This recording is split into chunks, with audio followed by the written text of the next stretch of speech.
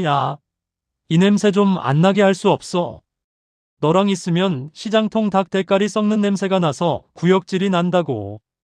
평생 시장 바닥에서 생선 상자 나르고 고기 썰며 아들 둘 번듯하게 키워내고 남편 뒷바라지까지 다 해놨더니 돌아온 건 젊은 년이랑 눈 맞아서 제 가슴에 대못을 박는 폭언뿐이었습니다.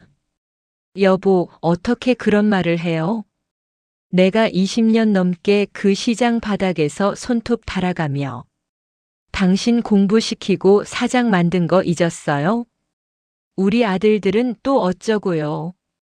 누가 그렇게 살라고 등 떠밀었어? 내가 무식해서 몸뚱이 말고는 할 줄 아는 게 없으니까 그렇게 산 거 아냐. 그리고 이제 나 사장님이야. 내 친구들 마누라들은 다 세련됐는데 너처럼 기름기 번지르르한 여자를 내 옆에 어떻게 세워? 쪽팔려서 얼굴을 못 들겠어. 당신 진짜 사람이 아니군요. 하늘이 무섭지도 않아요? 하늘. 그딴 거 안 무서워.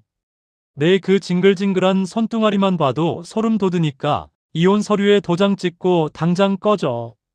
여러분, 그렇게 당당하게 저를 버리고 떠난 지 딱 10년 만에 그 인간이 병들고 찌그러진 거짓골로 제 식당 문턱을 넘어왔습니다. 제 발치에 엎드려 살려달라며 눈물 콧물 짜는 그 인간에게 제가 어떻게 복수했는지 지금 들려드릴게요. 10길 물속은 알아도 한 길 사람 속은 모른다는 말이 괜히 있는 게 아니대요. 제 전남편 그 인간하고 저는 정말 아무것도 없는 빈손으로 시작했답니다. 남들 다 하는 돌잔치 한 번 못 해주고 애들 우유값 아끼겠다고 저는 시장통에서 버려진 배추 겉잎 주워다가 시래기 국 끓여 먹으며 살았어요. 그 인간이 고시 공부한답시고 방구석에 처박혀 있을 때 저는 시장 입구에서 쭈그리고 앉아 생선 비늘 긁고 고기 힘줄 떼어내며 한 푼 두 푼 모았습니다. 제 손가락이 겨울마다 찬물에 터져서 피가 나고 관절이 퉁퉁 부어올라도 엄마 힘들지? 하고 묻는 아들 둘 얼굴 보며 버텼고 조금만 참아라 내 성공하면 꼭 다이아 반지 끼워주고 호강시켜 주말하던 남편의 그 가당치도 않은 약속 하나 믿고 살았지요. 시장 상인들이 세댁 그러다 몸 다 망가져라고 걱정해도 저는 그저 웃었습니다. 내 남편 출세시키고 우리 아들들 남부럽지 않게 대학 보내는 게 제 인생의 전부였으니까요. 그런데 사람 마음이라는 게 참 간사합디다. 제 정성 덕분이었는지 그 인간이 뒤늦게 시작한 사업이 대박이 나면서 돈을 꽤 만지기 시작하더라고요. 형편이 좀 나아지나 싶어 이제는 나도 허리 좀 펴고 살겠구나 싶었지요. 그런데 그게 재앙의 시작일 줄 누가 알았겠습니까? 그 인간이 사장님 소리를 들으며 밖에서 나돌더니 어느 날부터인가 집에 들어오는 시간이 늦어지고 옷에서는 제가 평생 한 번도 맡아본 적 없는 독하고 비싼 향수 냄새가 나기 시작하더군요. 처음엔 사업하느라 사람 만나서 그렇겠지 하며 스스로를 다독였습니다. 그런데 언젠가부터 남편의 눈빛이 달라지더군요. 저를 보는데 사랑이나 고마움은커녕 마치 길가에 버려진 마대자루 보듯 찌푸리는 겁니다. 알고 보니 그 인간 새로 차린 사무실 근처 카페에서 일하던 30살짜리 젊은 여자랑 눈이 맞았던 겁니다. 저보다 20살이나 어린 얼굴에 허옇게 분칠이나 하고 다니는 여우 같은 여자였지요. 그러던 어느 날 저녁이었습니다.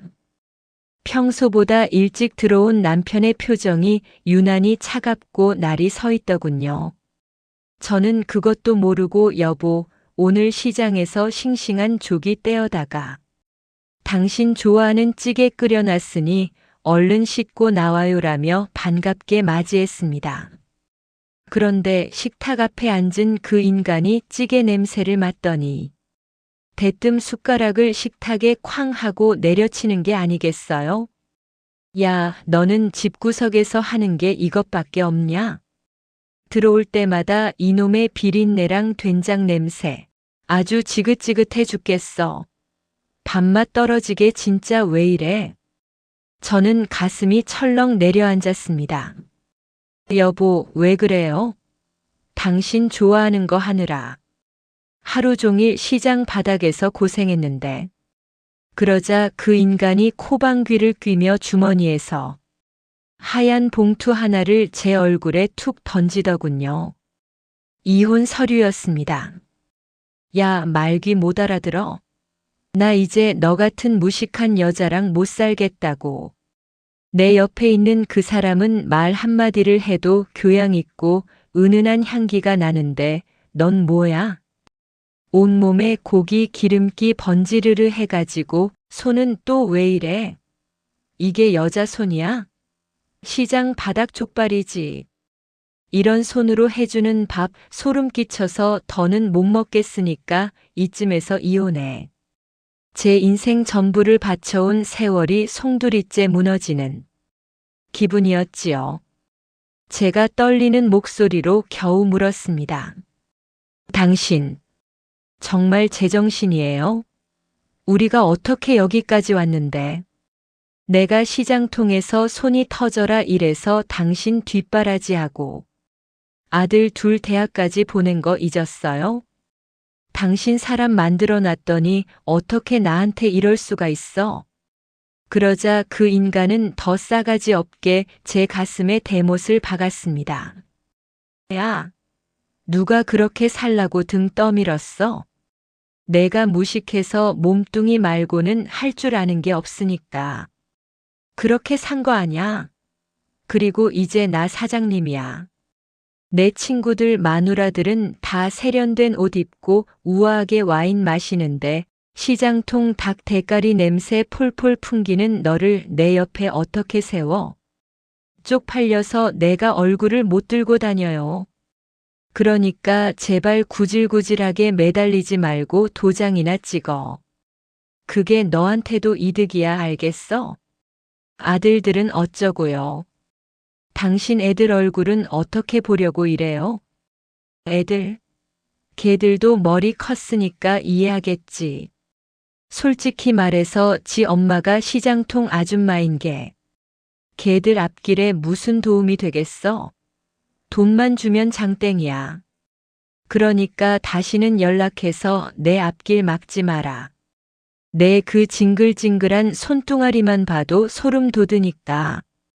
그 인간은 뒤도 안 돌아보고 미리 싸둔 짐 가방을 들고 일어섰습니다. 현관문 앞에서 구두를 신으며 마지막까지 비수를 꽂더군요.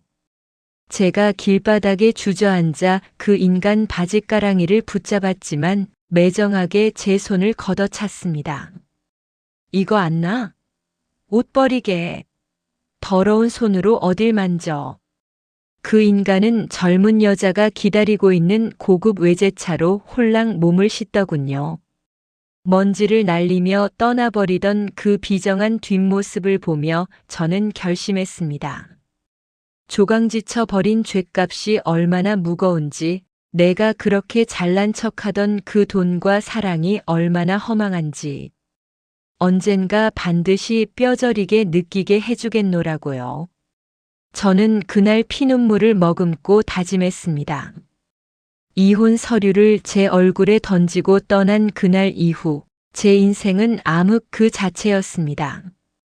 남편이라는 작자는 위자료랍시고 곰팡이 핀 낡은 아파트 하나 던져주고는 제가 평생 동전 한 푼 아껴가며 모은 비상금까지 싹 다 털어서 그 젊은 여우년이랑 살림을 차렸더군요. 당장 내일 아들 둘 먹일 쌀쌀 돈도 막막한 상황에서 제가 할 수 있는 건 오직 몸뚱이 하나로 버티는 것뿐이었습니다. 다시 시장으로 나갔습니다. 예전엔 남의 집 주방 보조였지만 이제는 내 새끼들 굶기지 않으려면 내 장사를 해야 했지요. 새벽 4시 남들 다 자는 시간에 노량진에서 생선 상자를 떼어다가 시장 한 구석 찬 바닥에 좌판을 깔았습니다. 한겨울 칼바람이 살을 애는 듯한데 고무장갑 속 손가락은 이미 감각이 없어진 지 오래였지요.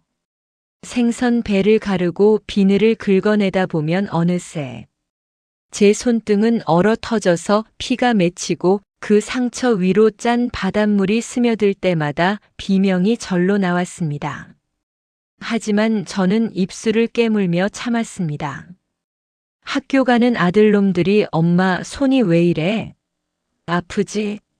하며 제 거친 손을 잡고 울먹일 때마다 저는 오히려 화를 냈습니다.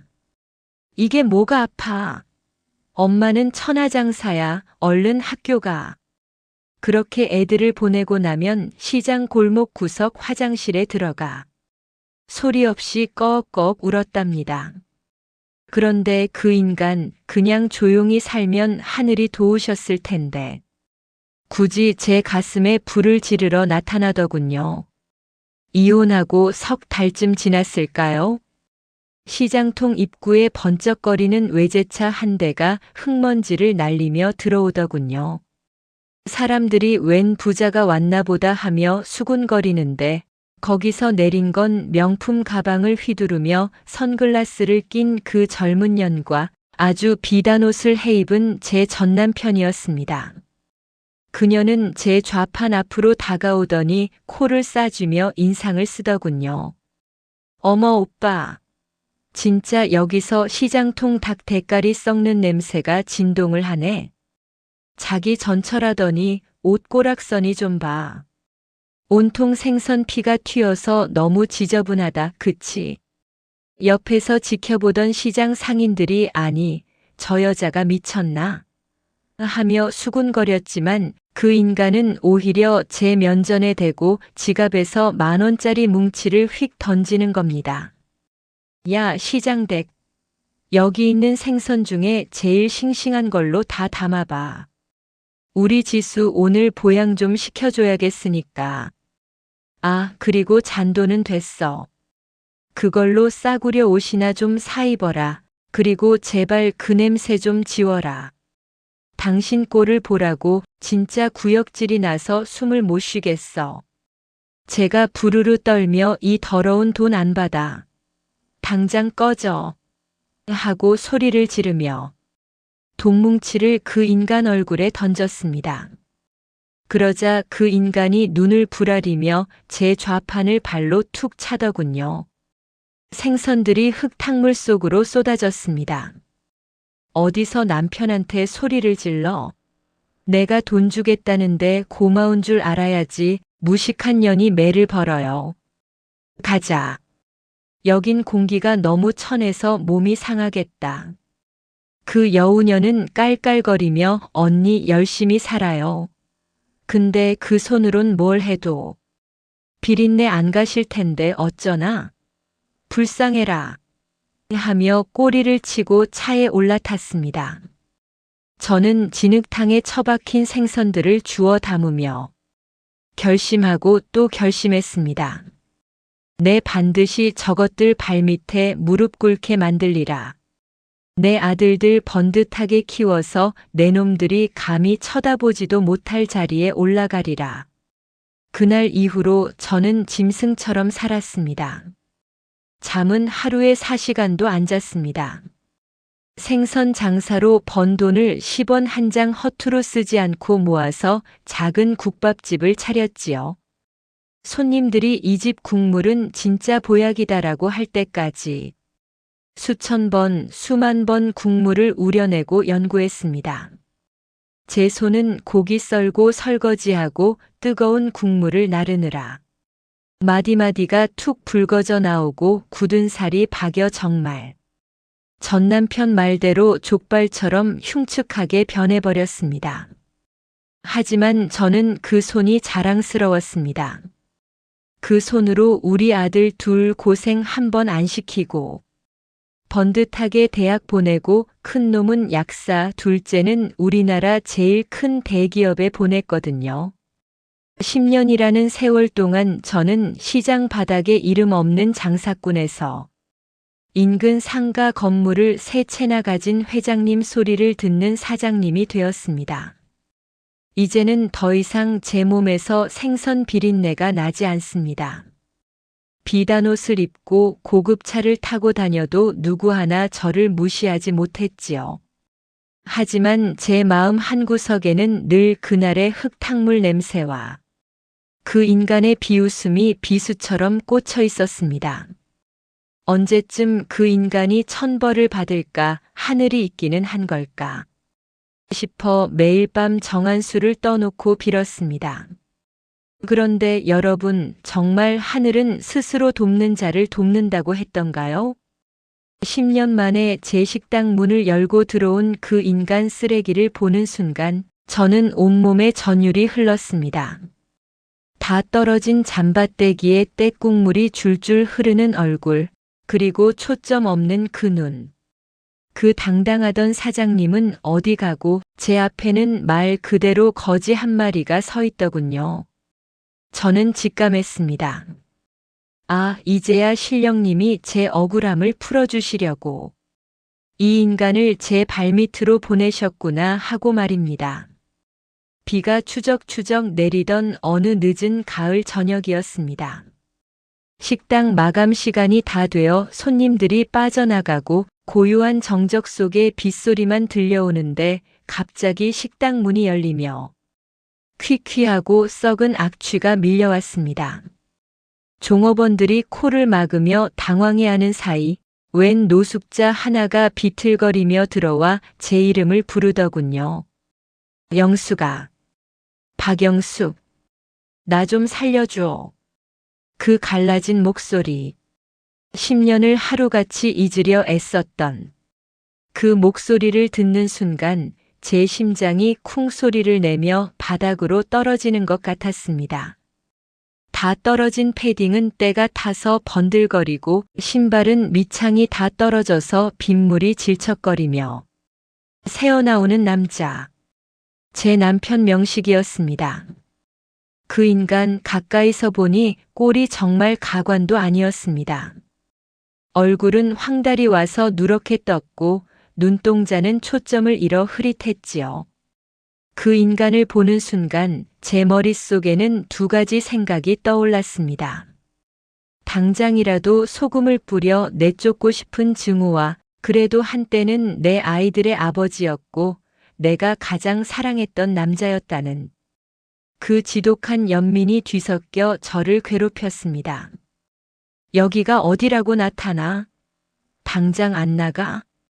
제 입에선 독한 말이 튀어나갔지만 제 손은 바들바들 떨리고 있었습니다. 그러자 그 인간이 제 발치에 툭 고꾸라지더니 제 신발을 붙잡고 통곡을 하기 시작했습니다. 영수가. 내가 잘못했다. 내가 죽을 죄를 지었어. 그년한테 다 털리고 간도 다 망가져서 이제 갈 데가 없어. 길바닥에서 죽으려고 했는데 죽기 전에 내 얼굴 한 번만 보고 뜨끈한 국물 한 모금만 얻어먹으면 소원이 없겠다 싶어서 염치불구하고 왔다. 그 인간이 털어놓은 지난 10년은 그야말로 인과응보의 결정체였습니다. 저를 버리고 그 젊은 여우년이랑 살림 차린 지 3년 만에 사업은 기울기 시작했고 그녀는 남편 명의의 재산을 야금야금 제 이름으로 돌려놓더니 결국 다른 젊은 놈과 눈이 맞아 남편을 길바닥으로 내팽개쳤답니다. 억울해서 소송이라도 하려 했지만 이미 법적으로 완벽하게 재산을 가로챈 뒤였고 오히려 남편을 폭행죄로 몰아 감옥까지 보내버렸다더군요. 영수가 감옥에서 나오니까 나를 반겨주는 건 쓰레기통밖에 없더라. 내가 시장에서 생선 비늘 긁어가며 번 돈으로 나 공부시키고 사람 만들어놨는데 내가 그 귀한 걸 모르고 너한테 시장 냄새 난다고 닭 대가리 썩는 냄새 난다고 못된 짓을 했어. 하늘이 무서운 줄 모르고. 그 인간이 바닥을 치며 우는데 문득 예전 생각이 났습니다. 결혼 첫 해 돈이 없어 고기 한 근 못 사 먹던 시절에 제 생일이라고. 남편이 어디선가 장미꽃 한 송이를 사들고 와서 영수가 내년엔 갈비 사줄게 하며 웃던 그 순박했던 얼굴 말입니다. 그때는 그 사람 말 한마디면 세상이 다 내 것 같았는데 왜 우리는 이 지경까지 왔을까요? 잠시 마음이 흔들려 손을 내밀어 일으켜 세워줄까 싶었습니다. 하지만 그 순간 제 눈에 들어온 건 제 뒤틀린 손가락 마디마디였습니다. 생선 상자 나르느라 휘어버린 관절, 고기 썰다 베인 수많은 흉터. 그리고 무엇보다 아빠 없는 자식 소리 안 들으려고 밤낮 없이 일하는 엄마를 보며 조용히 자기 방으로 들어가던 우리 아들들의 뒷모습이 떠올랐습니다. 내가 지금 이 인간을 불쌍히 여기면 그 모진 세월을 견뎌온 나와 우리 아이들은 뭐가 되는 걸까? 이 인간은 저를 버릴 때 단 한 번의 망설임도 없었는데 나는 왜 지금 이 쓰레기 같은 인간 앞에서 마음이 약해지는 걸까? 그런 제 자신이 너무나 한심해서 다시 도끼를 품었습니다. 명식 씨, 당신이 나한테 그랬지? 시장 냄새 난다고 구역질 난다고. 그런데 지금 당신한테선 무슨 냄새가 나는 줄 알아? 사람 썩는 냄새가 나. 영혼이 썩어서 몸까지 다 짓물러진 냄새. 제 차가운 말에 남편은 고개를 들지도 못하고 어깨를 들썩이며 울었습니다. 저는 종업원들에게 식당 문을 걸어 잠그게 했습니다. 그리고는 주방으로 들어가 제 손으로 가장 뜨겁고 진한 국밥 한 그릇을 말아 나왔습니다. 김이 모락모락 나는 국밥을 그 인간 앞에 툭 내려놓으며 저는 차가운 미소를 지었습니다. 그래도 한때는 내 남편이었으니 밥 한 끼는 줄게. 그런데 명식 씨, 공짜는 아니야. 이 밥값을 톡톡히 치러야 할 거야. 그 인간은 제가 다시 받아주는 줄 알고 연신 고맙다며 국밥을 허겁지겁 입으로 밀어 넣었습니다. 뜨거운 국물에 입천장이 다 까지는지도 모르고 개걸스럽게 먹어 치우는 그 모습을 보며 저는 인생에서 가장 잔인하고도 확실한 복수를 준비하기 시작했습니다. 허겁지겁 국밥을 들이켜는 그 인간의 뒷덜미를 보고 있자니 참으로 만감이 교차합디다. 한때는 저 넓은 등에 기대어 평생을 약속했던 남자였는데 이제는 떼국물 흐르는 잠바 하나 걸치고 짐승처럼 밥을 먹고 있으니 말입니다. 밥알을 씹으며 연신 고맙다 영수가, 살 것 같다 영수가 하며 제 눈치를 살피는 그 비굴한 눈빛을 보는데 제 가슴속 한편에선 옛 정이 울컥 치밀어 오르다가도 제 휘어버린 손가락 끝에 닿는 차가운 카운터의 감촉이 다시 저를 일깨웠습니다. 영수가 정신 차려라.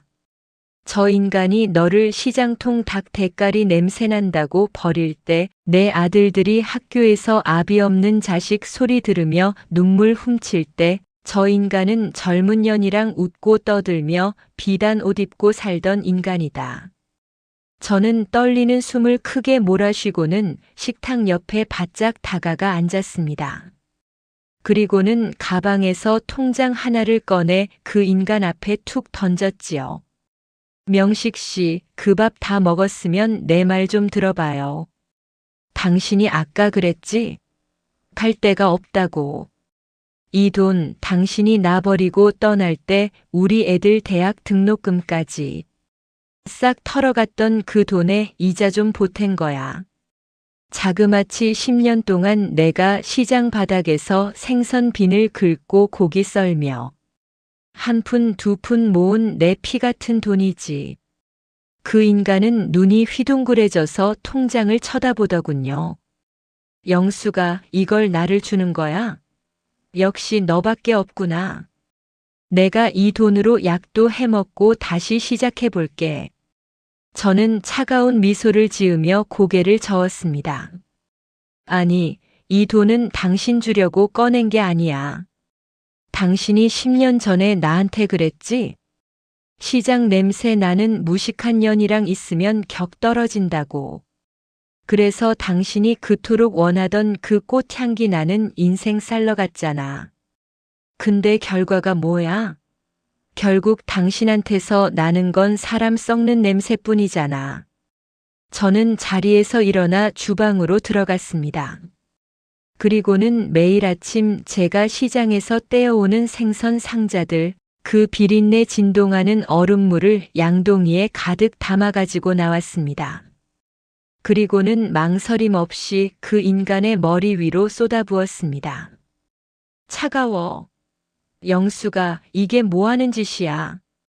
비명을 지르는 그 인간에게 제가 말했습니다.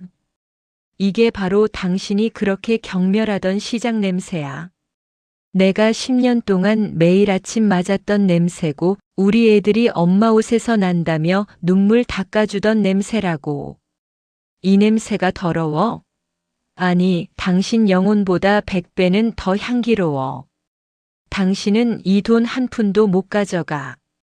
대신 내가 당신한테 마지막 자비를 베풀게.